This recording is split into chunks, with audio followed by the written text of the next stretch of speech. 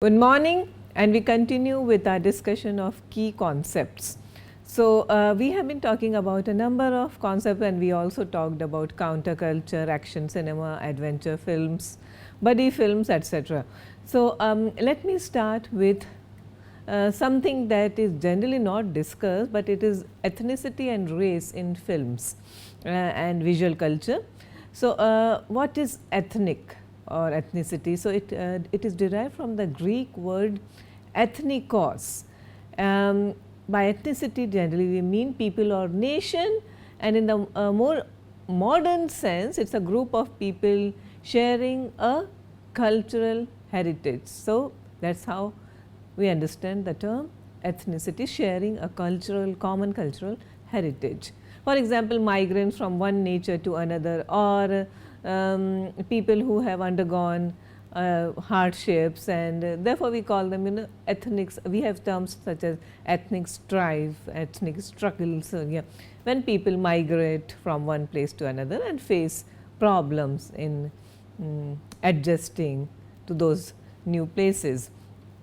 Ethnic groups can be divisive perhaps, but they are generally united by some sense of injustice or wrongdoing to the group. It is also rooted in class division and alienation from the majority of people. It's again, as I have already explained to you, it relates to shared experience and beliefs of a group of people. Generally, we understand it as a group of people who have been wronged historically. Things have been not so good for them. There is a sense of injustice, against that group. Ethnicity also depends upon one's religion, language, nationality, culture, tribal affiliations also, and culture, customs and tradition. Historically, race and ethnic groups are subjected to oppression, humiliation, even genocide. They are often understood as groups that, historically speaking, they have been dispossessed and disenfranchised. For example, the Holocaust in Germany, which is now associated with elimination of people who did not fit a particular profile. Some of the iconography of ethnic groups or races are, for example, the black people. So, they wear dreadlocks and leather jackets. For example, Jews, so they wear Star of David, they wear a prayer shawl and a skull cap. For Native Americans, we have totem or pole or a painted face. They use tomahawk and feather headdresses. The Arabs, they have their kinds of clothes, loose garments and all, and beard. So, scholars consider these kinds of iconography iconographic symbols as damaging essentialization, and this becomes problematic in order to understand races. So, in cinema, we are talking film appreciation, and whenever you see a typical bearded guy and all the stereotypes attached to it, what are we doing here? We are essentializing a particular race or linguistic group or cultural group.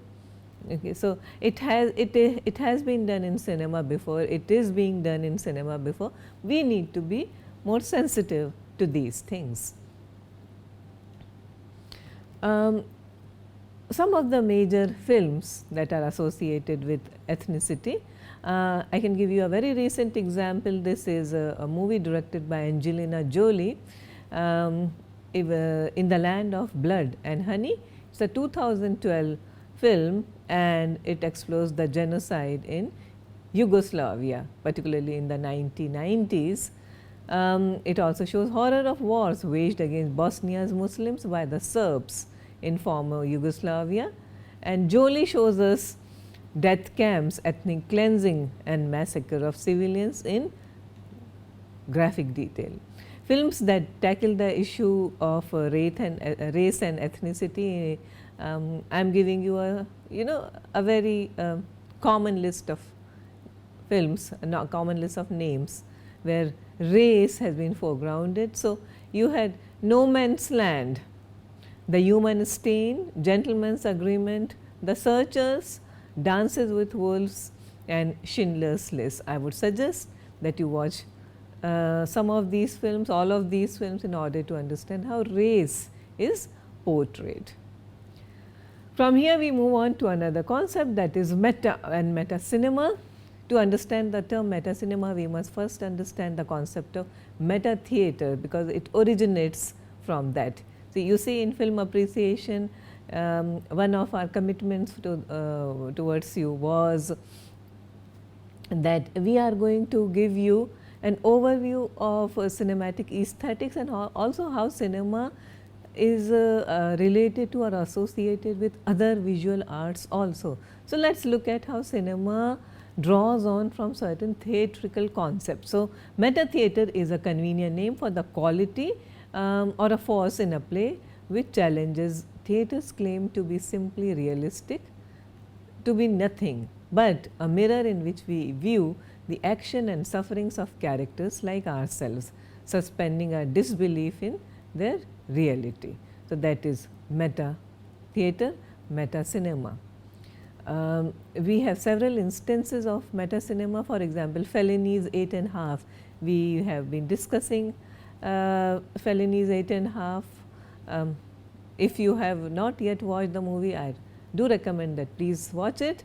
It is about a filmmaker who suffers from a director's block. You know, you have writer's block, writers can't write, and director's block, a director cannot direct a movie. So, 8½ is based on Fellini's own experiences. Fellini is a master of meta cinema. Many of his films are meta cinematic in their aesthetics. For example, La Estrada too. So, please watch these films in order to understand the concept of meta cinema, self-referentiality and other things.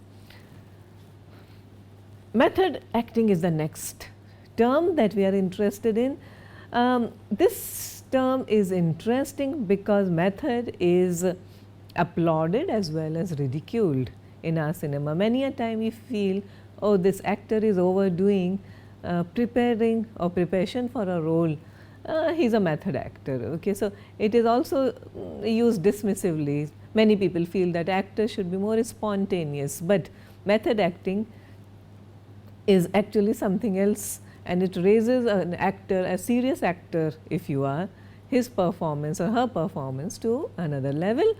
I will quote Orson Welles, the great Orson Welles, who famously said that I am always making fun of the method, but I use a lot of things that are taken from it.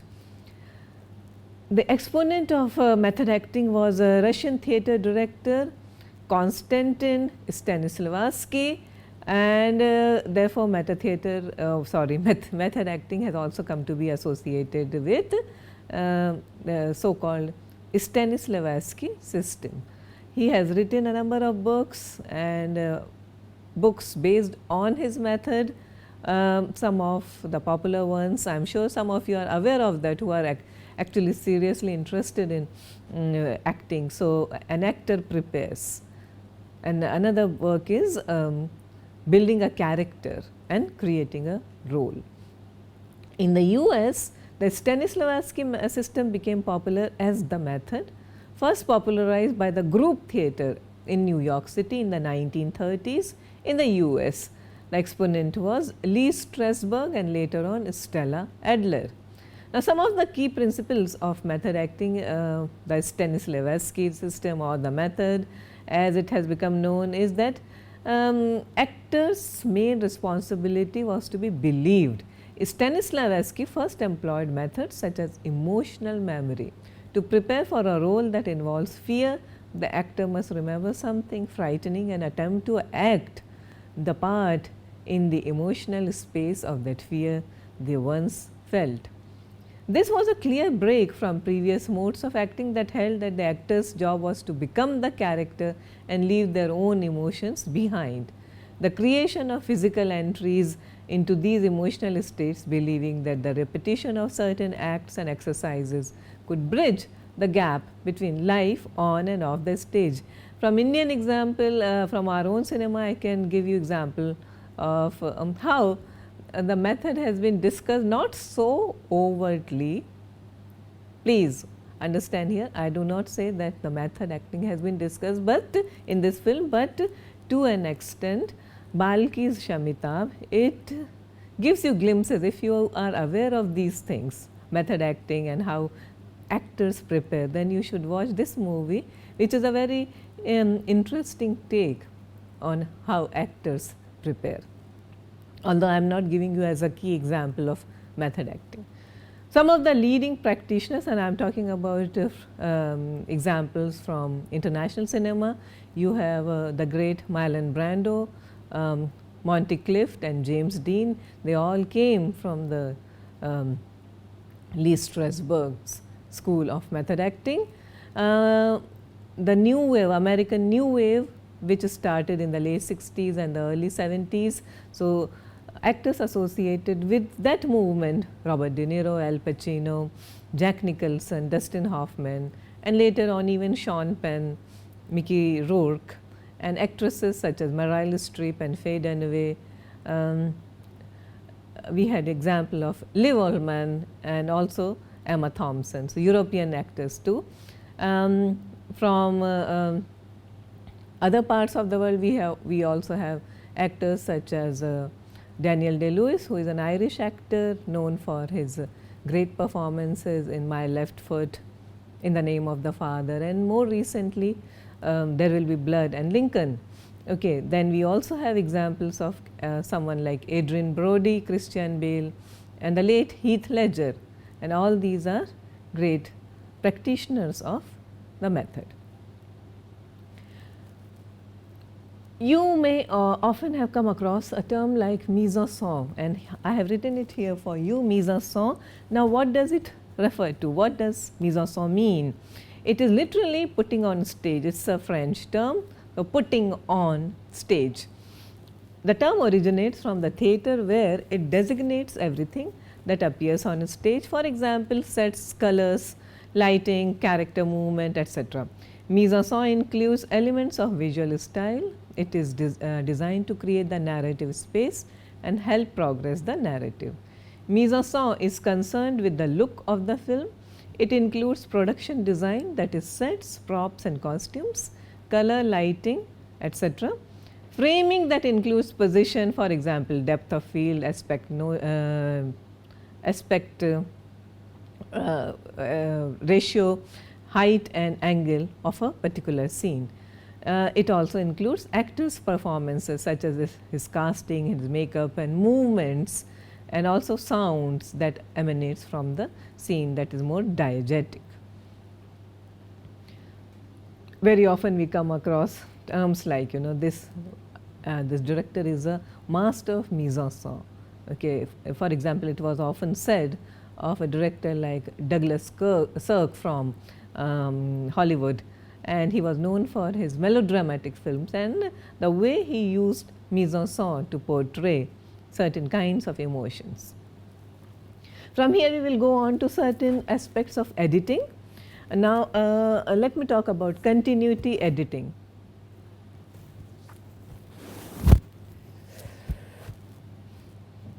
Traditionally, cinema adopted a non-intrusive approach to film editing, as the intention was for the audience to remain entirely unaware of cuts.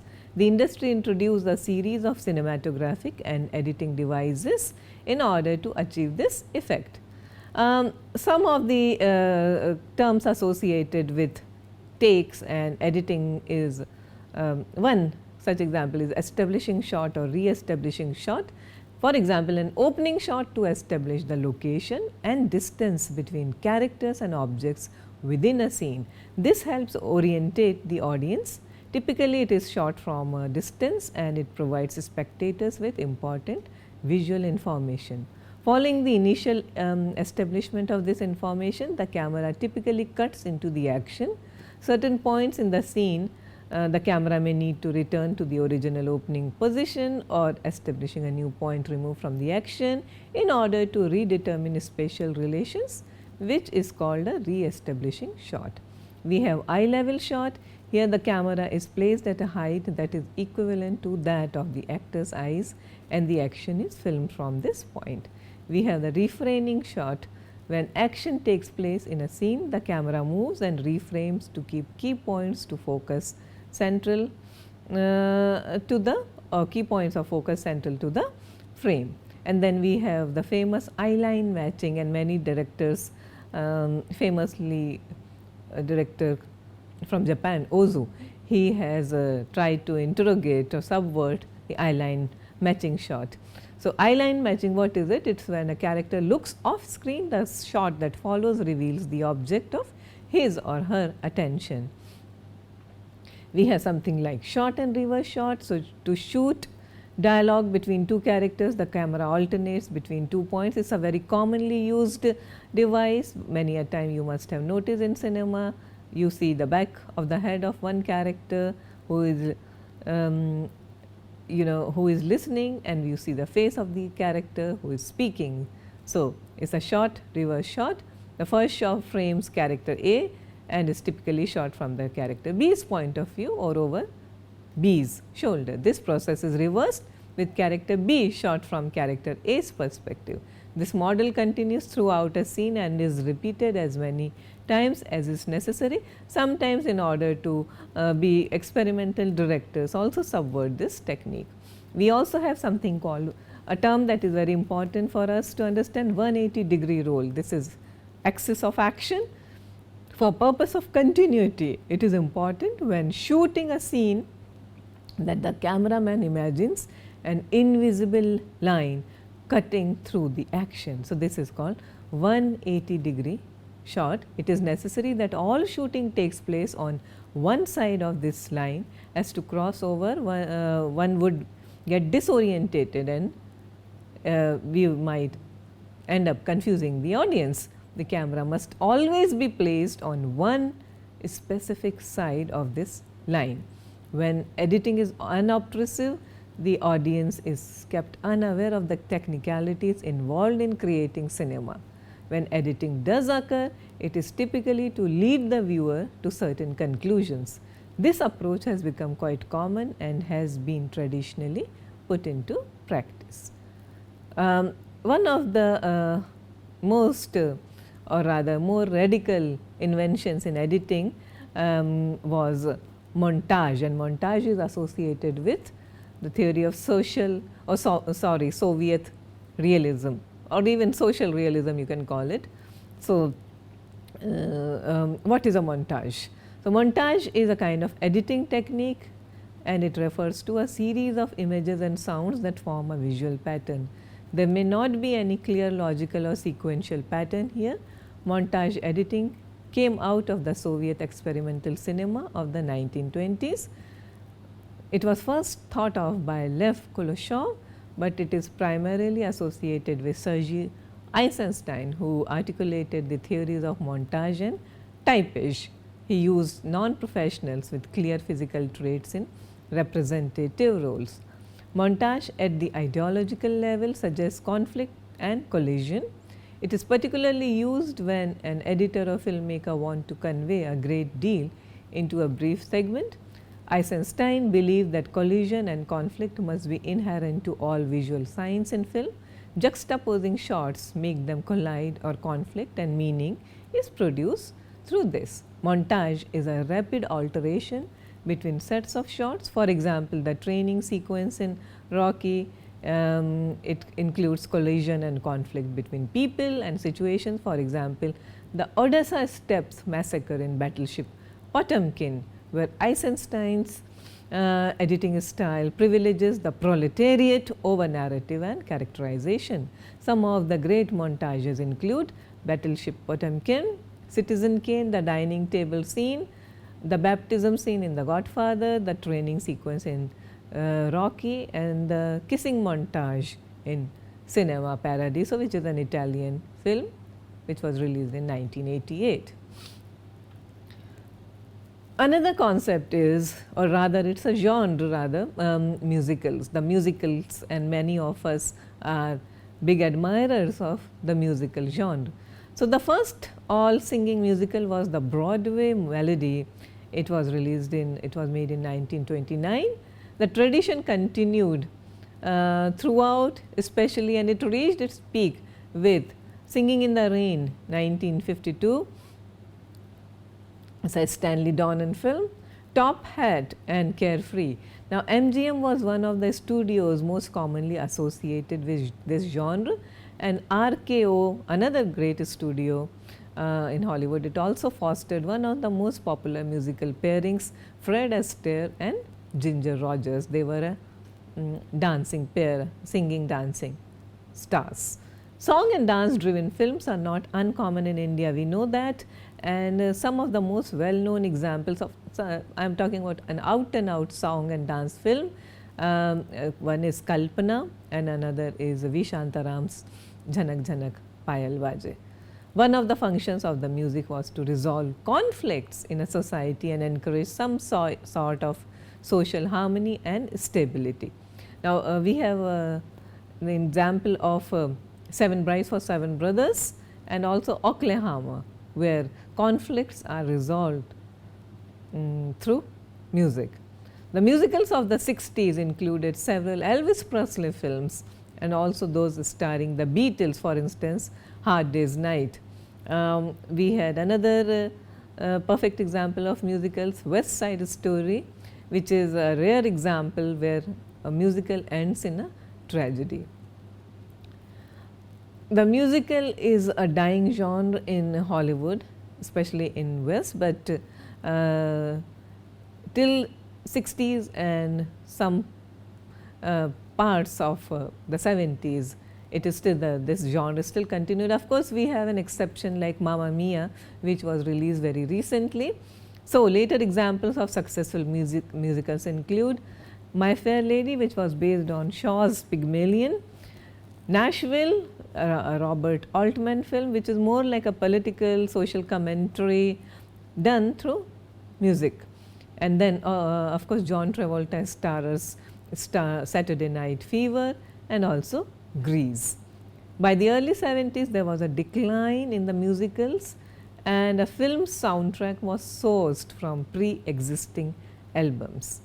Musicals, however, are a very popular genre in India, and many of our films can be termed as romantic musicals or musical romances. For instance, you have Hum Aapke Hain Kaun and Dil Wale Dulhaniya Le Jayenge. Let's move on to talk about another concept or genre which is mythological. Now, mythological, the term is myth here, and a myth is a traditional story about heroes or supernatural beings, often explaining the origins of a natural phenomenon or aspects of human behavior. This is called a myth. Now, most Hollywood mythological films are based on Greek, Roman mythology. The very first Indian film to be made is Dada Saheb Phalke's mythological film called Raja Harishchandra in 1913. The plot was selected to capture the interest of a large populace. Generally, episodes are taken in our situation at least from epics and scriptures such as Ramayana and Mahabharata. They depict the actions of gods, demons, superhuman powers. Once upon a time, the female role in these movies, they were played by male actors. Though in India we no longer have mainstream mythologicals, we do have very popular television serials on our Indian TV. Queer cinema is another concept that you should know, a term, and especially who are interested in gender studies. So, the term new queer cinema was coined by B. Ruby Rich in several publications, including the British film journal Sight and Sound as well as the New York weekly The Village Voice, to describe the appearance of certain films at Sundance film festivals in the early 1990s that evinced a politicized stance towards queer culture. Queer cinema is often comprised of independent films made on a small budget and often financed by foundation and arts council grants, and the movement new queer cinema itself can be seen as the culmination of several developments in American cinema and American culture. Most filmmakers making queer films, they self-identify as queers, and their films showcase a post-Stonewall openness to question of gay politics and identity. Some major queer filmmakers are Derek Yorman, who made Sebastian and Caravaggio, also The Garden and Edward II. You have Gus Van Sant, who made Malanoche, My Own Private Idaho, even Cowgirls Get the Blues and Milk. We have Todd Haynes, who made Poison, Safe, Velvet Goldmine, Far From Heaven, I'm Not There. And in India we have someone like Onir, who has made I Am and My Brother Nikhil. From here we move on to spoof films. Many of us really do enjoy spoofs, and spoof films are defined as an imitative work created to mock, comment on or trivialize an original work, its subject or author style or some other target by means of satiric or ironic imitation. For example, if you watch the opening shot, a very celebrated opening shot of Stanley Kubrick's 2001 Odyssey, and then you see what Ben Stiller and Owen Wilson have done to it in their Zoolander. Okay, so I would suggest you watch it and perhaps you will understand what exactly I mean. In the 1930s, Hollywood made a series of classical horror films like Dracula and Frankenstein. For a while, audiences took these films seriously and they were scared by them. But now, of course, we have spoof films, horror spoof films, where the idea is to mock or ridicule all the traits of these films, of these horror films. We also have spoofs like Johnny English, starring Rowan Atkinson, which is a spoof of all these films, such James Bond films particularly. I will take you to a key technical concept now, which is called suture. The suture refers, what is suture after all? Suture is like weaving in or stitching. So, what is being stitched here? Suture refers to the thematic, visual and editing technique employed by the director or cinematographer to make us forget that the camera is the one doing the looking. Okay, it is not the camera, we are made to feel one with the screen. Okay, so think of all those editing techniques that we have been talking about: continuity editing, eyeline matching, 180-degree shot, etc. You know that film is diegetic in nature, that is, the characters occupy their own world within which they interact and perform various activities. Camera and editing techniques show us what to look at and how to view the movie. The last concept that I am going to discuss for today's class is voiceover. All of us must be familiar with what is voiceover. We often come across this particularly in advertisements. So, it is a production technique where a voice that is not part of the narrative is used. The voiceover may be spoken by someone who appears elsewhere in the production or by a specialist voice actor.